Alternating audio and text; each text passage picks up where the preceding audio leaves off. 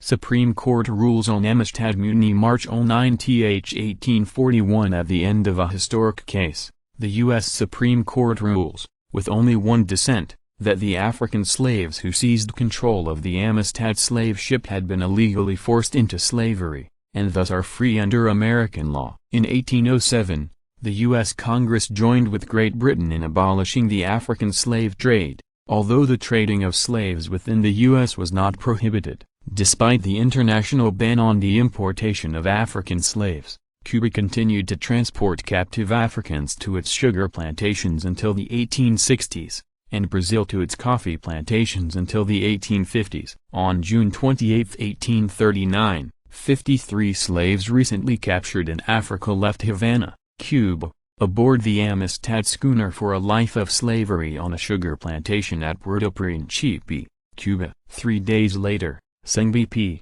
a member African known as Sink, freed himself and the other slaves and planned a mutiny. Early in the morning of July 2, in the midst of a storm, the Africans rose up against their captors and, using sugarcane knives found in the hold, killed the captain of the vessel and a crew member. 2 other crew members were either thrown overboard or escaped, and José Ruiz and Pedro Montes, the 2 Cubans who had purchased the slaves, were captured. Sink ordered the Cubans to sail the Amistad east back to Africa. During the day, Ruiz and Montes complied, but at night they would turn the vessel in a northerly direction, toward U.S. waters. After almost nearly 2 difficult months at sea, during which time more than a dozen Africans perished, what became known as the Black schooner was first spotted by American vessels. On August 26, the USS Washington, a U.S. Navy brig, seized the Amistad off the coast of Long Island and escorted it to New London,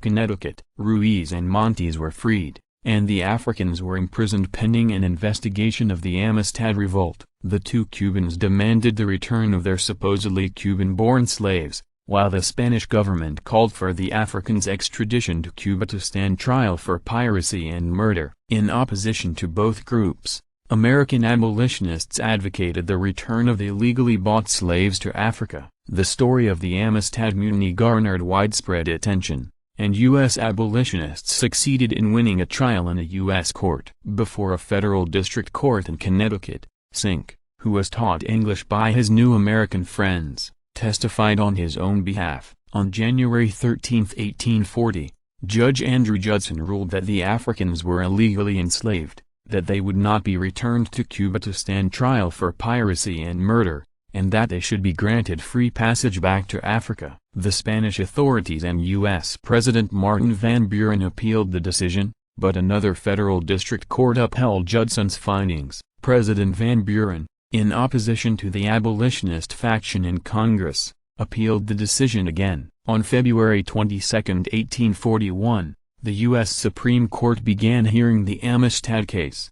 U.S. Representative John Quincy Adams of Massachusetts, who served as the 6th President of the United States from 1825 to 1829, joined the Africans' defense team. In Congress, Adams had been an eloquent opponent of slavery, and before the nation's highest court he presented a coherent argument for the release of Sink and the 34 other survivors of the Amistad. On March 9, 1841, the Supreme Court ruled that the Africans had been illegally enslaved and had thus exercised a natural right to fight for their freedom. In November, with the financial assistance of their abolitionist allies, the Amistad Africans departed America aboard the Gentleman on a voyage back to West Africa. Some of the Africans helped establish a Christian mission in Sierra Leone, but most, like Sink, returned to their homelands in the African interior. One of the survivors, who was a child when taken aboard the Amistad as a slave, eventually returned to the United States. Originally named Margaret, she studied at Ohio's integrated and coeducational Oberlin College in the late 1840s, before returning to Sierra Leone as evangelical missionary Sarah Margaret Kinson.